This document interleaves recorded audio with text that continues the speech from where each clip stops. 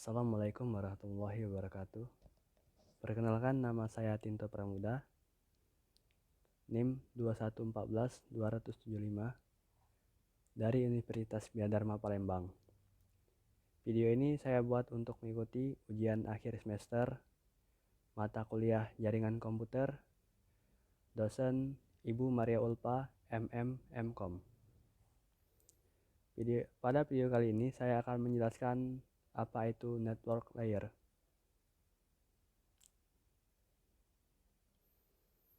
Pendahuluan.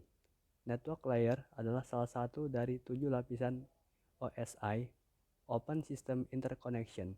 Tepatnya berada lapisan ketiga yang termasuk pada kategori media layers.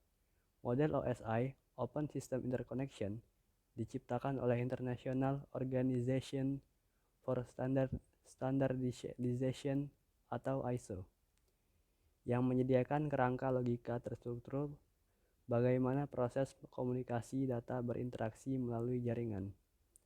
Dahulu komunikasi data yang melibatkan komputer-komputer dari vendor yang berbeda-beda.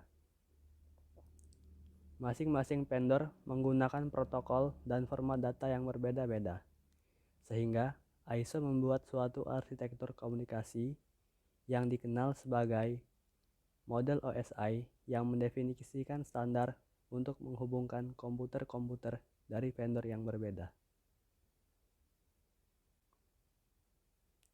Lalu, apa itu network layer?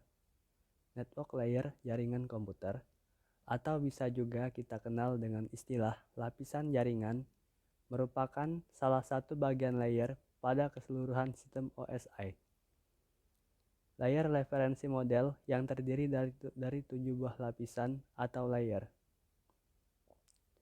Network layer adalah layer atau lapisan yang bekerja di antara data link layer dan transport layer, tergantung pada proses yang sedang berlangsung. Network layer merupakan sistem logik yang sangat erat kaitannya dengan proses transmisi data, karena menghubungkan komputer ke dalam berbagai jaringan-jaringan yang sudah ada. MAC address juga memiliki peran penting dalam lapisan ini, bersamaan dengan pendefinisian dari IP address atau Internet Protocol. Fungsi network layer. Network layer yang merupakan lapisan kelima pada keseluruhan sistem jaringan USI layer memiliki beberapa fungsi dalam jaringan komputer. Berikut ini beberapa fungsi dari network layer. 1.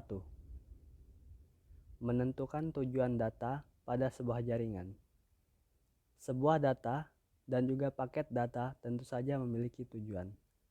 Tujuan dari paket data tersebut adalah komputer lainnya yang sudah terhubung ke dalam jaringan.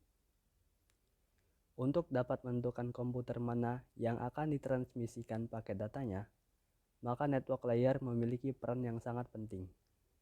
Network layer akan menentukan kemana sebuah paket data akan ditransmisikan, sesuai dengan perintah yang sudah diberikan kepadanya. Fungsi keduanya adalah mendefinisikan alamat IP.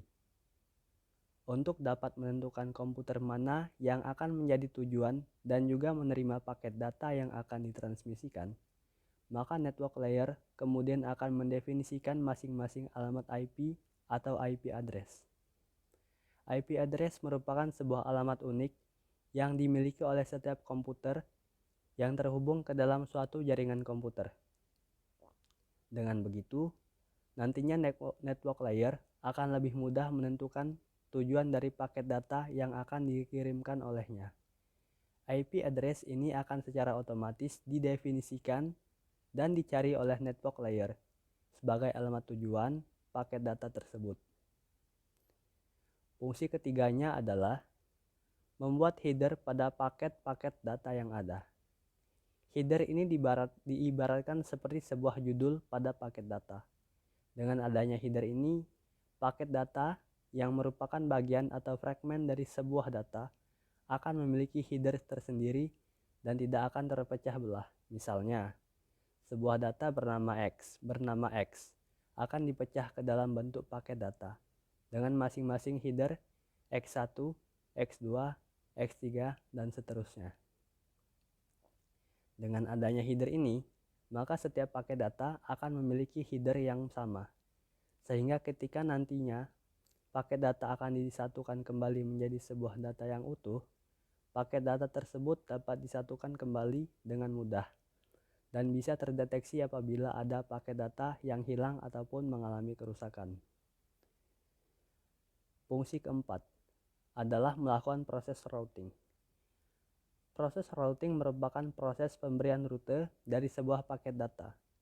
Selain membantu mendefinisikan IP address, network layer juga memiliki fungsi yang sangat penting untuk meneruskan paket data yang sudah ada menuju penerimanya melalui rute-rute tertentu. Namun demikian, rute-rute tersebut sudah terlebih dahulu didefinisikan melalui apa yang kita kenal dengan nama tabel routing. Dengan demikian, tiap paket data akan dikirimkan ke alamat yang sudah didefinisikan sebelumnya, sehingga dapat mencegah terjadinya salah alamat. Lalu, apa perangkat keras yang berhubungan dan digunakan dalam network layer? Salah satu perangkat keras yang bekerja dengan network layer adalah router. Router merupakan perangkat keras jaringan komputer yang memiliki fungsi sangat penting dalam meneruskan paket data dari satu lokasi ke lokasi lainnya dengan menggunakan rute-rute tertentu. Dalam router, kita juga mengenal istilah tabel routing, yaitu sebuah sistem kabel yang mirip seperti sistem peta atau sistem penjadwalan, yang berisi jalur atau rute mana saja yang bisa dilewati oleh sebuah paket data. Rute atau jalan mana yang sudah tidak bisa digunakan, serta pembuatan rute baru. Dalam prosesnya, network layer menggunakan protokol yang mendukung pengamatan secara hierarkis, di mana protokol tersebut mengizinkan adanya alamat unik dan batasan wilayah, serta metode untuk melakukan pemilihan jalur di saat sebuah data ingin berhubungan dengan jaringan lainnya. Itulah presentasi saya tentang network layer. Saya akhiri. Assalamualaikum warahmatullahi wabarakatuh. Terima kasih.